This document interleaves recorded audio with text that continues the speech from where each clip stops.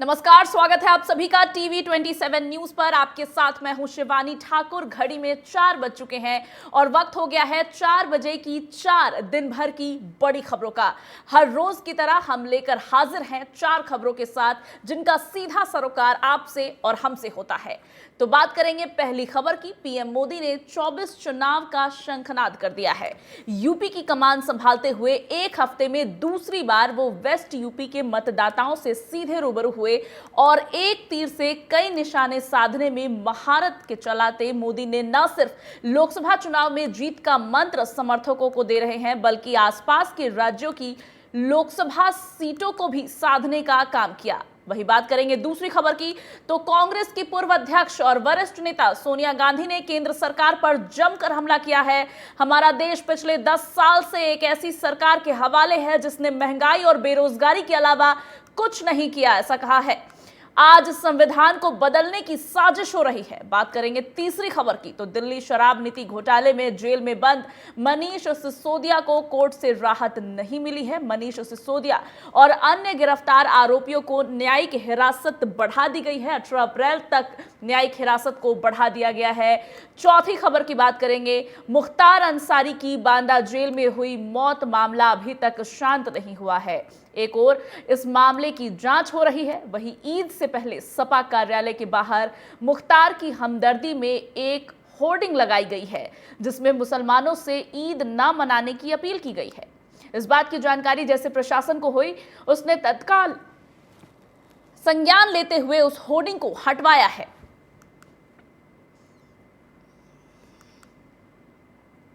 तो 4 बड़ी खबरों पर आज हम बात करने वाले हैं। पहली खबर जिसमें मिशन 400 पार को पूरा करने के लिए मोदी ने जाटलैंड से एक बार फिर हुंकार भरी है।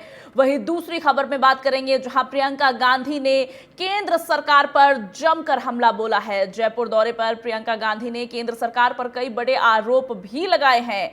तीसरी खबर में बात करेंगे मनीष सिसोदिया की, जिनके मुश्किल हमले का नाम नहीं ले रही है। न्यायिक हिरासत को बढ़ा दिया गया है, उन्हें बेल नहीं मिली। वही चौथी खबर में मुख्तार अंसारी की बात करेंगे। मुख्तार अंसारी जिनकी मौत हो चुकी है लेकिन उनसे जुड़े मामले खत्म नहीं हो रहे। सपा कार्यालय में उनके समर्थक में एक पोस्टर लगाई गई होर्डिंग पर अब राजनीति शुरू हो गई है। 4 बड़ी खबरों के साथ आज 4 बजे इस बुलेटिन में शुरुआत करेंगे पहली खबर के साथ। लोकसभा चुनाव को लेकर प्रधानमंत्री नरेंद्र मोदी ने उत्तर प्रदेश के सहारनपुर में शनिवार को चुनावी जनसभा को संबोधित किया। इस दौरान पीएम मोदी ने जहां केंद्र सरकार की नीतियों को गिनाया, वहीं दूसरी तरफ मुख्य विपक्षी पार्टी कांग्रेस पर उन्होंने जमकर निशाना साधा। साथ ही पिछली कांग्रेस सरकार की खामियां भी गिनाई।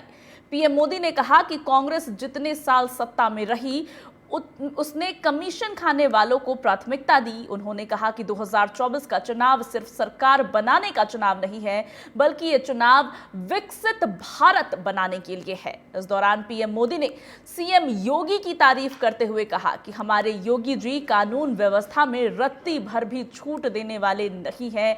राजस्थान में पिछले 5 दिनों में पीएम की तीसरी बड़ी रैली होने वाली है। वहीं अजमेर के पुष्कर में प्रचार के बाद पीएम मोदी दिल्ली के पास गाजियाबाद में रोड शो करने वाले हैं। तो प्रधानमंत्री नरेंद्र मोदी राजस्थान से धुआंधार रैली करेंगे ही। इससे पहले उत्तर प्रदेश पीएम मोदी के प्राथमिकता में दिखाई पड़ता है, क्योंकि प्रधानमंत्री नरेंद्र मोदी ने जाटलैंड पर विशेष फोकस किया है। पिछले कुछ दिनों में अगर बात करें तो प्रधानमंत्री नरेंद्र मोदी का ये दूसरा दौरा है जहां लोगों से सीधा संवाद तो प्रधानमंत्री नरेंद्र मोदी कर ही रहे हैं, विपक्ष पर भी जमकर हमलावर हो रहे हैं। अपनी सरकार की उपलब्धियां गिनाते हुए प्रधानमंत्री नरेंद्र मोदी ने कांग्रेस को भी आड़े हाथों लिया है। वहीं उत्तर प्रदेश के मुख्यमंत्री योगी आदित्यनाथ की तारीफ भी की है। प्रधानमंत्री ने साफ कहा कि योगी जी न्याय व्यवस्था को लेकर बिल्कुल चौकस बनाए रखने में कोई भी कमी छोड़ने वाले नहीं हैं और किसी को भी सरकार में छूट नहीं मिलेगी। यूपी में एक बार फिर मोदी की हुंकार सामने आई है और गाजियाबाद में भी प्रधानमंत्री नरेंद्र मोदी का रोड शो आज प्रस्तावित है। मिशन 400 पार को साधने के लिए यूपी से लेकर राजस्थान तक प्रधानमंत्री नरेंद्र मोदी की हुंकार जारी है। हमारे संवाददाता पंकज वानखेड़े दिल्ली से हमारे साथ जुड़ गए हैं। पंकज, प्रधानमंत्री नरेंद्र मोदी एक बार फिर से जाटलैंड पहुंच गए हैं, चुनावी हुंकार भर रहे हैं, जनसभा को उन्होंने संबोधित किया है, विपक्ष पर भी हमलावर हुए हैं। क्या कुछ महत्वपूर्ण बातें आज की रैली में रही, और साथ ही ये समझने की कोशिश भी करेंगे कि जाटलैंड पर विशेष फोकस का कारण क्या है। देखिए शिवानी, लगातार जिस तरह से प्रधानमंत्री मोदी तमाम पहले फेज की जहां जहां चुनाव हो रहे वहां लगातार दौरा करते नजर आ रहे हैं। ये दूसरी बार है जब उत्तर प्रदेश में जाटलैंड में प्रधानमंत्री मोदी जनसभा करते नजर आ रहे हैं। उसके बाद सहारनपुर से वो अजमेर के लिए रवाना हुए और उसके बाद माना जा रहा है देर शाम जो गाजियाबाद में एक रोड शो करेंगे। तो कहीं ना कहीं प्रधानमंत्री लगातार कोशिश कर रहे हैं कि जो पिछले चुनाव में, जैसे सहारनपुर की बात करूं तो सहारनपुर बीएसपी के खेमे में गई थी वो सीट, तो लगातार प्रयास है कि तमाम जाट बेल्टों में बेहतर नतीजे निकल कर आए और जो आंकड़ा तय किया गया कि 80 में से 70 पार हो, उसको लेकर लगातार प्रयास किया जा रहा है। लगातार प्रधानमंत्री मोदी तमाम उन एरिया पे दौरा करते नजर आ रहे हैं जहां पे बेहतर नतीजे निकल कर आ सके। प्रधानमंत्री मोदी ने आज सहारनपुर के कार्यक्रम में जनसभा में सबसे महत्वपूर्ण जो बातें की है, उन्होंने बताया किस तरह पिछले 10 सालों में लगातार प्रधानमंत्री मोदी ने जो वादे की वो पूरा करते नजर आए। उसके अलावा सबसे महत्वपूर्ण है लोगों के यहाँ शौचालय पहुंचना, लोगों को मुफ्त में घर मिलना, उसके अलावा मुफ्त में बिजली कनेक्शन मिलना है। तमाम जो वादे थे प्रधानमंत्री मोदी ने किए हैं वो पूरे होते नजर आए। इसके अलावा जो भ्रष्टाचारी है उन पर लगातार कार्रवाई हो रही है, तो लगातार वो डरे हुए भी हैं और जो विपक्ष है वो लगातार उन पर कार्रवाई भी हो रही है जो लोग भ्रष्टाचार करते हैं। तो ये तमाम मुद्दों को लेकर प्रधानमंत्री मोदी अपनी बात रखते नजर आए। इसके अलावा प्रधानमंत्री लगातार उन तमाम जगहों पर प्रचार करते नजर आएंगे जहां पे पहले इसका चुनाव हुए, चाहे वो छत्तीसगढ़ हो या मध्य प्रदेश हो। अगर बात करूं मध्य प्रदेश में मंडला भी जाएंगे, जौलपुर भी उनका कार्यक्रम प्रस्तावित है। इसके अलावा सबसे महत्वपूर्ण है कि छत्तीसगढ़, बस्तर और रायपुर में प्रधानमंत्री मोदी अपना कार्यक्रम करेंगे, रोड शो जनसभा को संबोधित करेंगे। और जो लक्ष्य 2024 के चुनाव का रखा गया है एनडीए 400 पार, उसको लेकर लगातार प्रधानमंत्री मोदी जो दौरा है वो करते नजर आ रहे हैं। आज प्रधानमंत्री मोदी के 3 दौरे हैं। जो एक महत्वपूर्ण जो दौरा था सहारनपुर का वो पूरा हो चुका है। उसके अलावा अजमेर में कुछ देर बाद वहां पे संबोधित करेंगे। उसके बाद अभी 5:30 बजे के आसपास गाजियाबाद में भी रोड शो प्रधानमंत्री मोदी आज करते नजर आएंगे। जी, तो गाजियाबाद में भी लोगों के भारी भीड़ उमड़ने की बात कही जा रही है और प्रधानमंत्री नरेंद्र मोदी लगातार चुनावी हुंकार भर रहे हैं। पंकज, जाटों की हम बात कर रहे थे, जाटलैंड की हम बात कर रहे थे, कहीं ना कहीं प्रधानमंत्री नरेंद्र मोदी की प्रमुखता की श्रेणी में जाट अभी ऊपर है क्योंकि लगातार फोकस उन पर किया जा रहा है। क्या इसको जाट किसान जो नाराज बताए जाते हैं बीजेपी से, उनको साधने की कोशिश के रूप में भी देखा जा सकता है? बिल्कुल बेशक। देखिए शिवानी, लगातार प्रयास यही है कि आप देखिए जयंत चौधरी के साथ गठबंधन करना, उनकी पार्टी के साथ गठबंधन करना, उनको एनडीए में शामिल करवाना, उसके बाद तमाम प्रधानमंत्री लगातार उन तमाम क्षेत्रों पे दौरा करना, भारतीय जनता पार्टी के तमाम वरिष्ठ नेता वहां जाना। तो कहीं ना कहीं लगातार प्रयास यही कि जो जाट किसान नाराज हैं उनको कहीं ना कहीं प्रभावित किया जाए और उनको जो बीजेपी या एनडीए के सहयोगी दल की जो सीटें वहां पे वोट देने के लिए या तो कहा जाए उनको उनसे प्रभावित होने के लिए लगातार प्रयास किया जा रहा है और लगातार दौरा भी किया जा रहा है। और इसके तहत देखिए तमाम जाट जो नाराज बताए जा रहे थे पिछले कई समय से, वो लगातार हमने देखा किस तरह से जनसभा भीड़ भी नजर आई है। तो कहने का स्वाभाविक सी बात है कि लगातार प्रयास उसी तौर पर है। जयंत चौधरी का एनडीए में शामिल होना वो भी एक सिंबल साफ नजर आता है कि जाटों को लुभाने के लिए लगातार प्रयास किया जा रहा है। उसके अलावा जाट बेल्ट की बात की, जो किसान वर्ग था वो कहने का नाराज जरूर बताया जा रहा था, लेकिन अब जिस तरह से जयंत चौधरी की एंट्री होती है उससे स्वाभाविक सी बात है कहीं ना कहीं जो नाराजगी है वो कम होती नजर आएगी। और उसके बाद और सबसे महत्वपूर्ण है कि जो तमाम जो प्रधानमंत्री मोदी जो खुद रोड शो करते नजर आ रहे हैं या तो जनसभा करते नजर आ रहे हैं, तमाम जो वादे हैं, और सबसे महत्वपूर्ण है कि जो पिछली सरकारों में जो वादे थे वो पूरे होते गए, उसको लेकर भी प्रधानमंत्री मोदी लोगों के बीच जाते नजर आए। पंकज, इसके साथ ही समझना चाहेंगे कि देखिए जयंत चौधरी के शामिल होने से निश्चित ही जाटों को साधने में बीजेपी को बहुत मदद मिलेगी। इन सब के बीच पंकज, विपक्ष कहां है और लोगों में प्रधानमंत्री नरेंद्र मोदी का प्रभाव किस तरह से देखने को मिल रहा है? क्योंकि लगातार ताबड़तोड़ रैलियां कर रहे हैं, जनसभा को संबोधित कर रहे हैं प्रधानमंत्री। हालांकि होना क्या है, नतीजा क्या निकल करके सामने आएगा लोकसभा चुनाव का, मिशन 400 पार पास होगा या नहीं, ये तो भविष्य के गर्भ में है। लेकिन अभी जो लोगों का रुख जनसभाओं में दिखने को मिलता है वो क्या कहता है, और विपक्ष इन सब के बीच उनकी तैयारी कहां तक पहुंची है, क्या मोदी को टक्कर दे रहे हैं?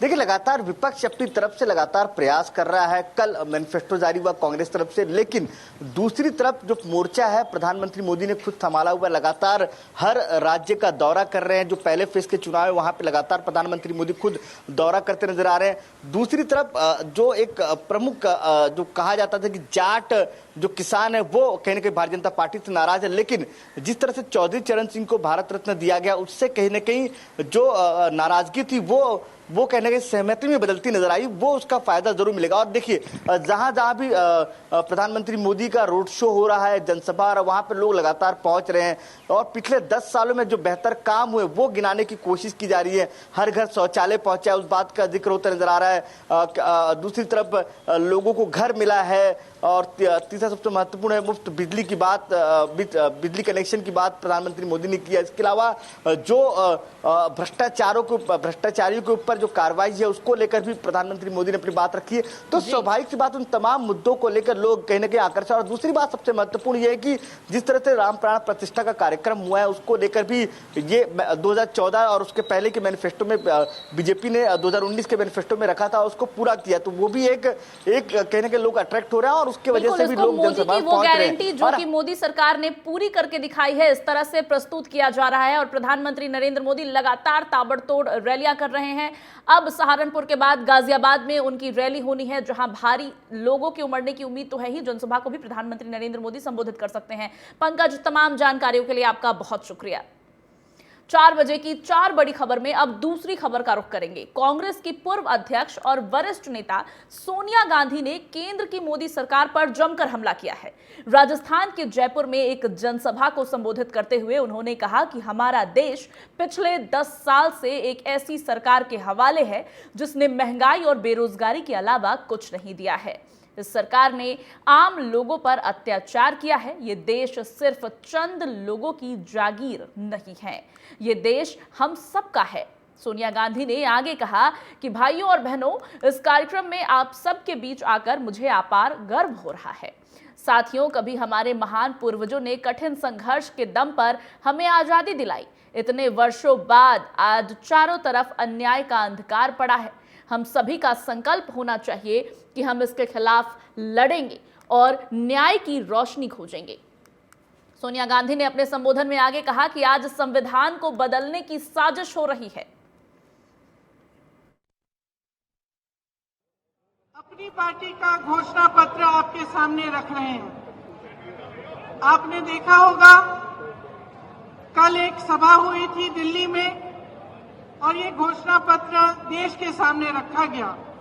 इसे हमने न्याय पत्र का नाम दिया है, ताकि ये स्पष्ट हो कि ये एक सिर्फ घोषणाओं की एक सूची नहीं है जिन्हें हम चुनाव के बाद भूल जाएंगे।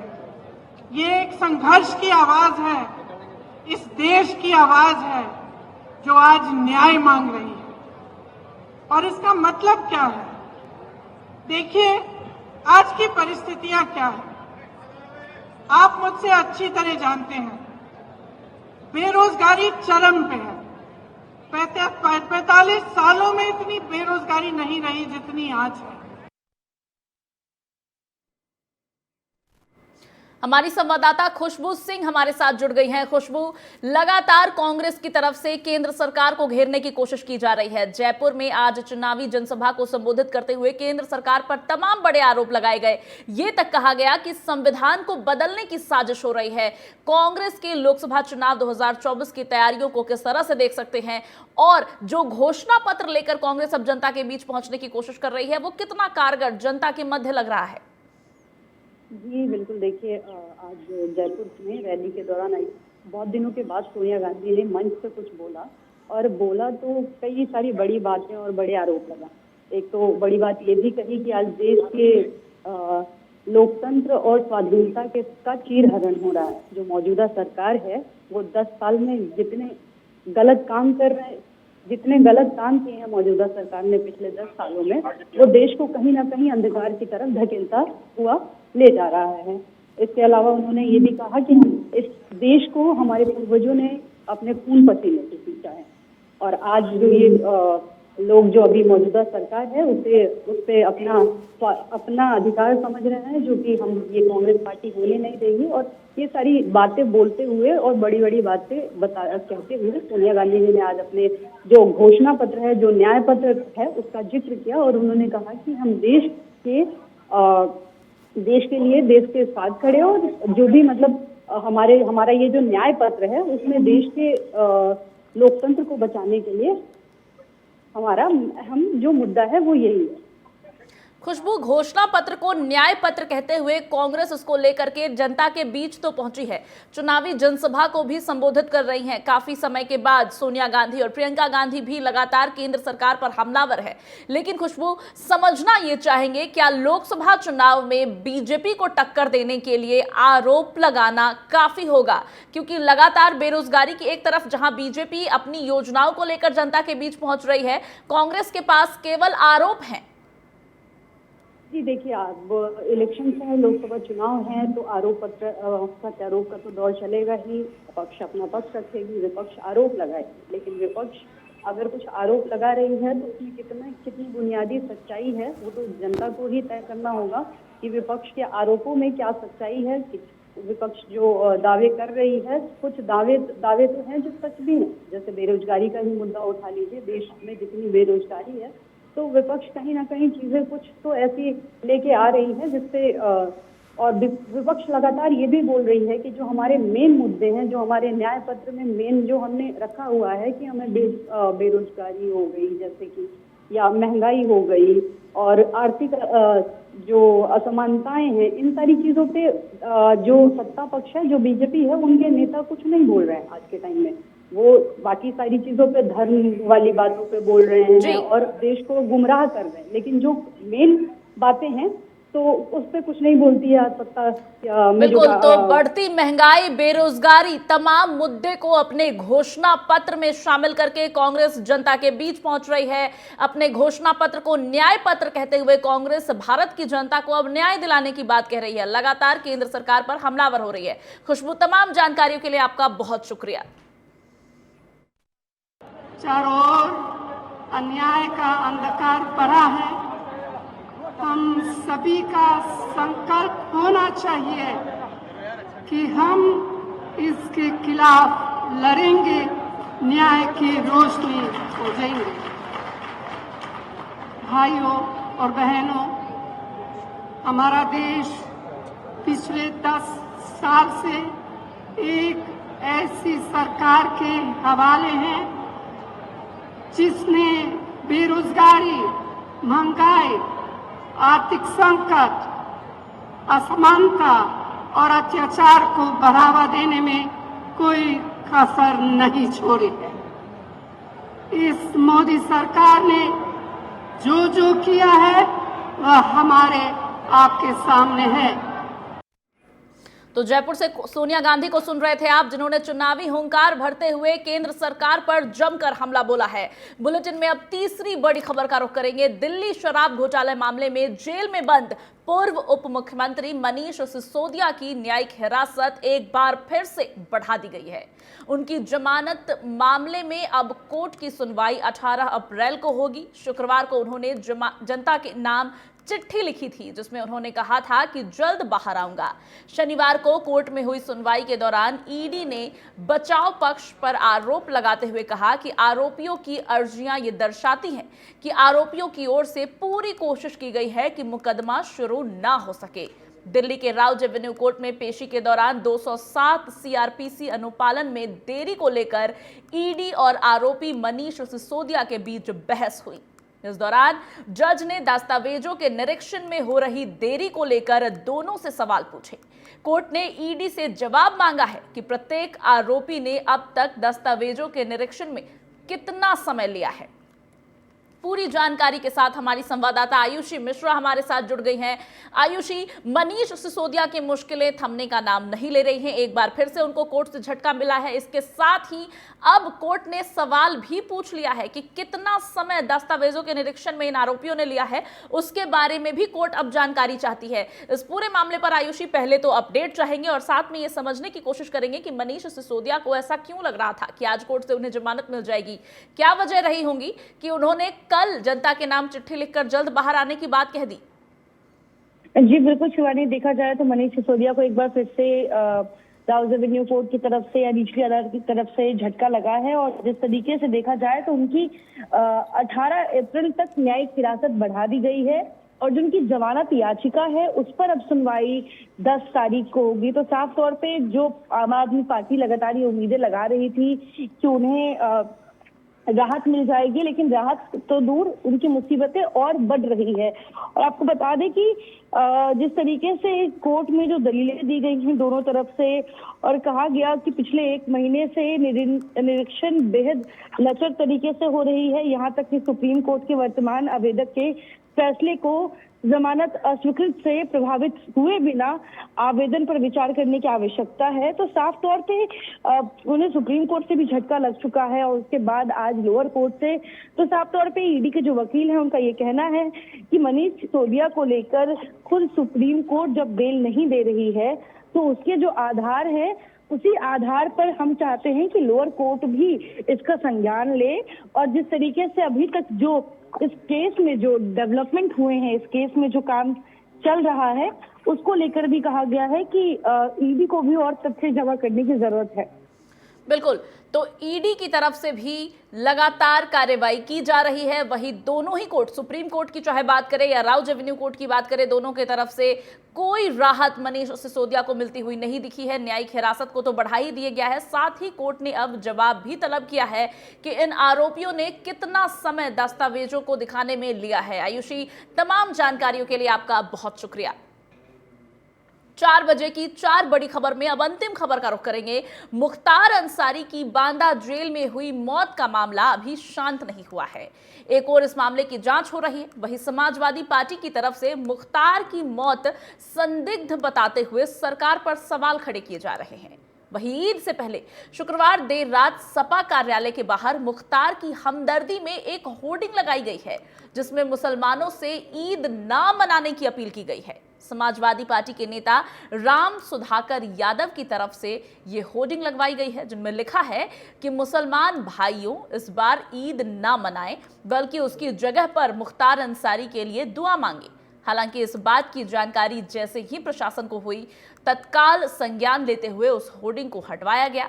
बता दें कि सपा कार्यालय के बाहर मुख्तार के समर्थन में लगी होर्डिंग का वीडियो सोशल मीडिया पर भी वायरल हो रहा है। गौरतलब है कि सपा की तरफ से मुख्तार अंसारी की मौत पर सवाल खड़े किए गए हैं। हालांकि सपा के जिस नेता के द्वारा ये होर्डिंग लगवाई गई है, मुलायम सिंह यादव यूथ ब्रिगेड के पूर्व सचिव हैं।